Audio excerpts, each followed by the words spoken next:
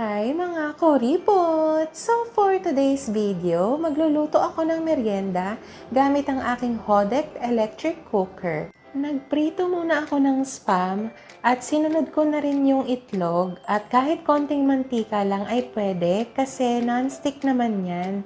Kaya naman madali lang din siyang linisin. Magpapakulo nga ako ng tubig pagkatapos para sa aking pansit canton. Super recommended ko nga itong electric cooker na to kasi napakabilis lang magpakulo ng tubig dyan. Tapos pwede ka pang makapagluto ng kanin at iba't ibang klaseng may sabaw na pagkain. Meron na rin siyang free steamer at wooden spatula kaya naman pwede kayong mag-steam dyan kagaya ng siomai o kaya naman itlog. Kahit anong steamed dish nga ay pwedeng-pwede dito.